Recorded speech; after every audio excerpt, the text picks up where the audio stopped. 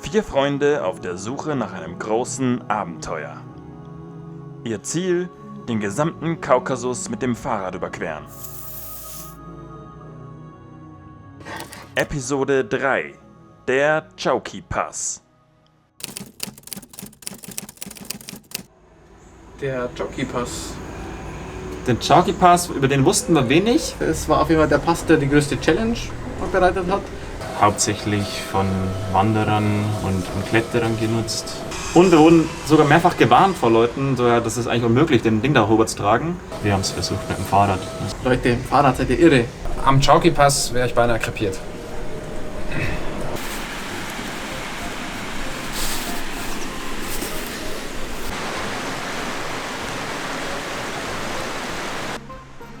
Nach der Wahnsinnsabfahrt vom Azunto-Pass haben wir unsere Zelte vor der Ruinenstadt Shatili aufgeschlagen. Und in Shatili hatten wir genau 2 Aufgaben. Erstens unsere Route planen.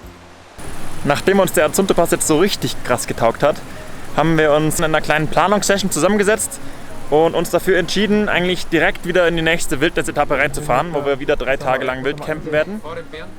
Und deswegen geht es jetzt auf zum nächsten großen Highlight-Pass, ähnlich hoch wie der Azunto. 3 Tage wird es uns voraussichtlich dauern, bis nach Stephansminde. Und zweitens mussten wir ganz dringend unsere Proviantreserven auffüllen. Das Problem mit diesen Dörfern ist, wir finden nichts zu essen, was wir mitnehmen können. Es gibt nichts zum Kaufen, es gibt keine Supermärkte, keine Shops, wir können keine Pasta, keinen Reis kaufen, gar nichts. Und da es eben nichts zum Essen zum Mitnehmen gab, sondern nur zum Dortessen, haben wir eben den ganzen Tag nur gegessen, damit wir zumindest irgendwie unsere Energiereserven wieder auffüllen konnten. Dann haben wir da 3 Stunden gefrühstückt. Danach ist uns eingefallen, hoppla, wir müssen ja noch Mittag essen. Dann haben wir noch mal eine Stunde gegessen. Da hat jeder effektiv 4.500 Kilokalorien zu sich genommen. Was ist jetzt? 16 Uhr? 15:30 gleich. 15:30 Uhr. Und jetzt machen wir uns langsam mal auf den Weg zum Bärenpass. Ja, super.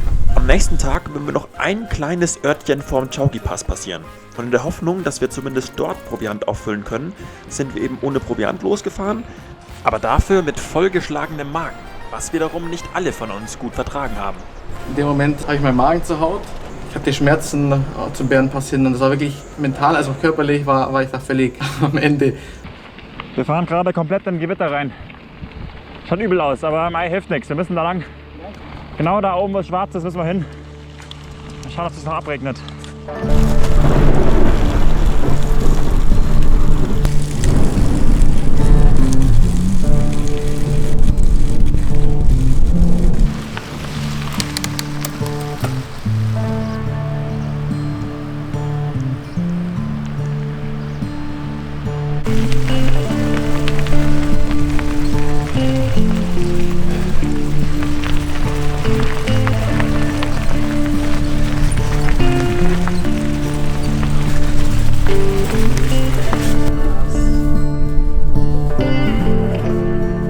Abendetappe schafft er.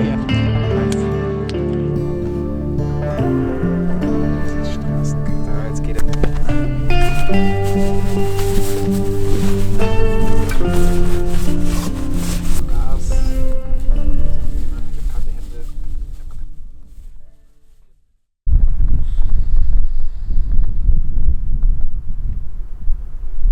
Tag 9.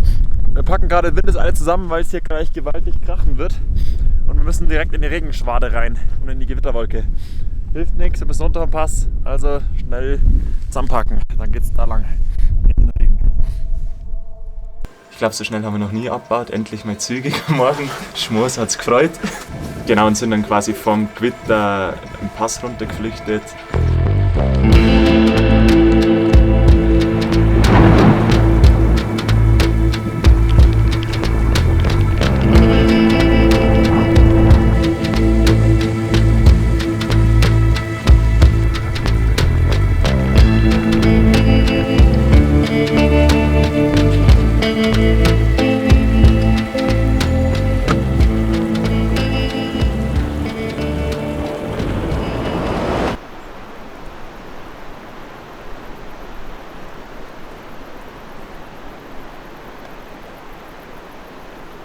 Und wie wir dann im Tal waren, war eigentlich das Gewitter schon wieder durch und sind dann eigentlich bei wieder Hitze und super schwülen Bedingungen die Etappe nach Roschka angegangen.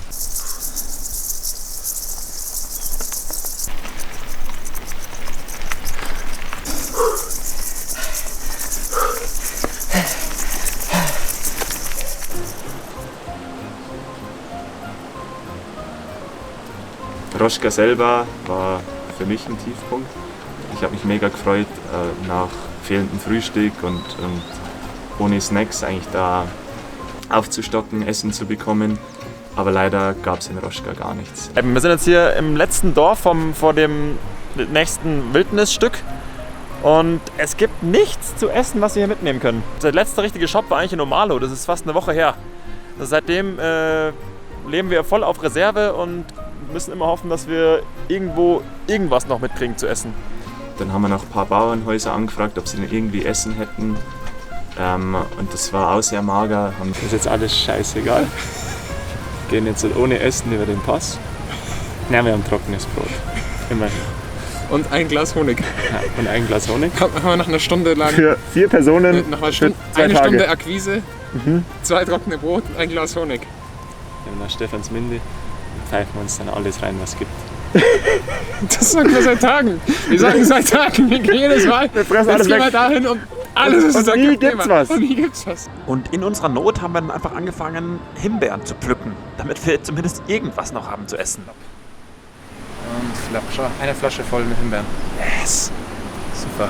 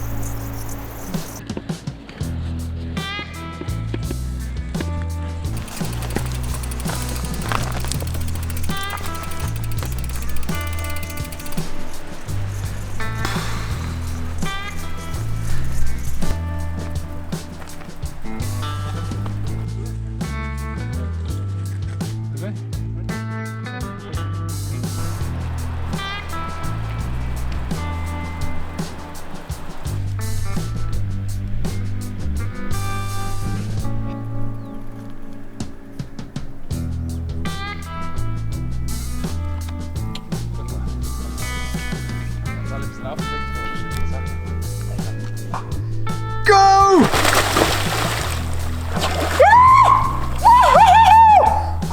Wow! Fuck! Wow!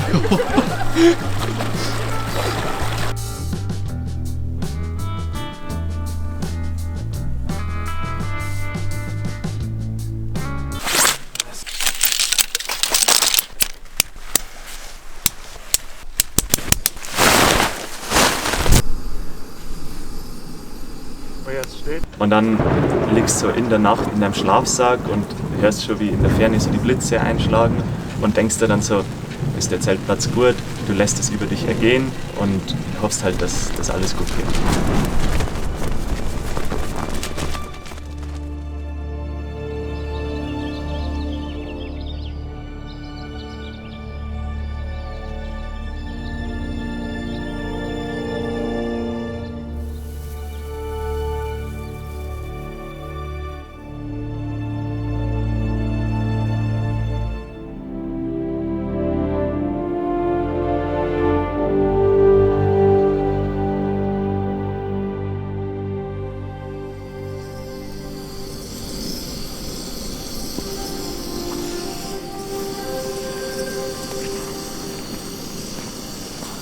Wunderschönen guten Morgen von Tag 10.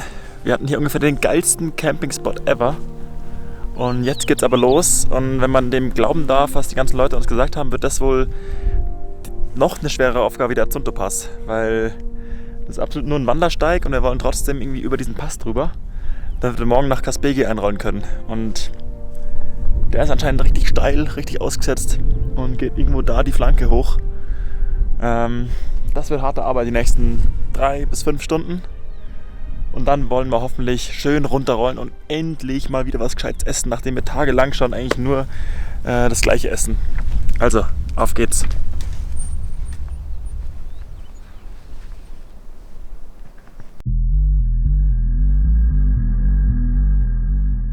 Es war auf jeden Fall der Pass, der die größte Challenge bereitet hat, weil wirklich so gefühlten 60-Grad-Hang, das schwere Fahrrad hochschieben, teilweise Schultern, nicht wissen, wie es genau funktioniert, nach 2 Schritten wieder Pause machen.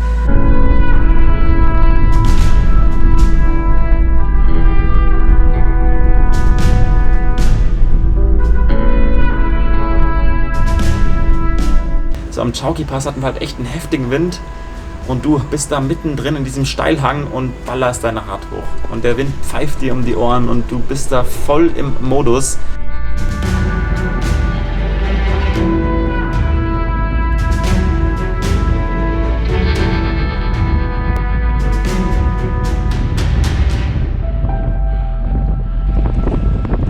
Und dann kommst du eben oben an und dieses Gefühl ist nicht vergleichbar. Also das hast du nur, wenn du sowas machst.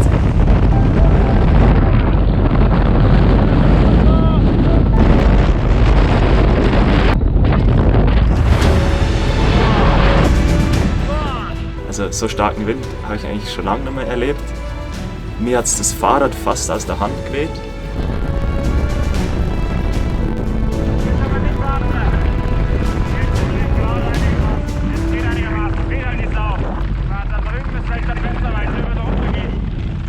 Oben in dem Moment, wo man quasi an den Pass gekommen ist, der Wind in die Fresse gepeitscht. Der Kaspeck hat sich vor dir aufgetürmt und es war wirklich so ein lebendiger Moment einfach.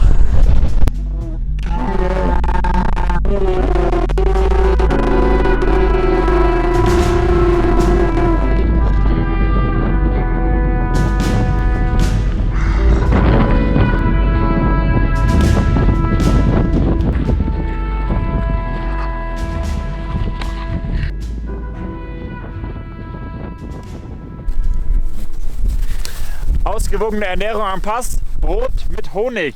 Yes!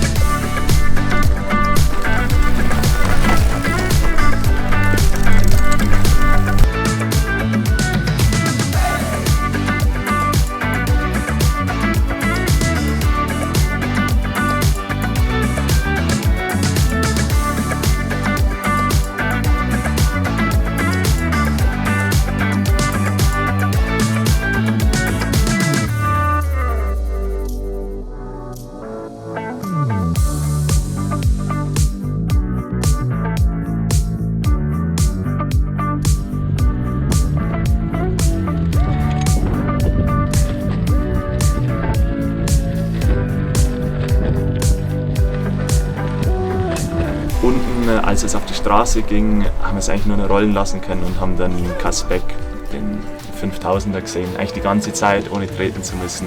Und haben gewusst, Stephansminde, größerer Ort, gibt sich was zu essen. Ja, es war ein cooler Abschluss von dem ersten Tag.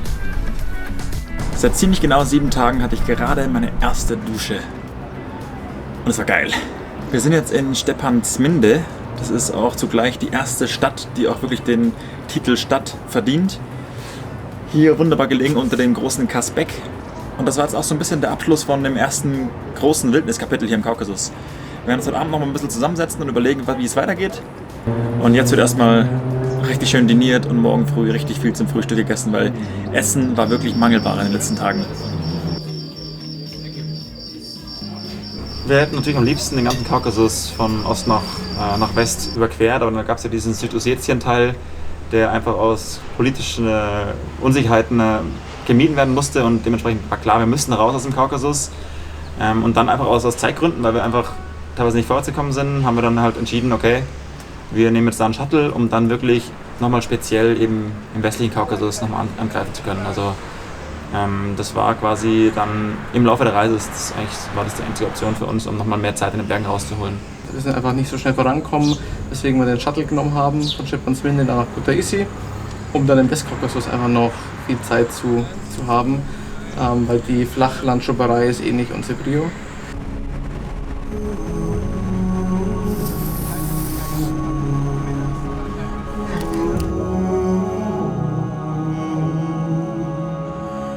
Der Arsch tut weh, wir sind völlig entkräftet. Kabelzug ist wahrscheinlich wieder gerissen.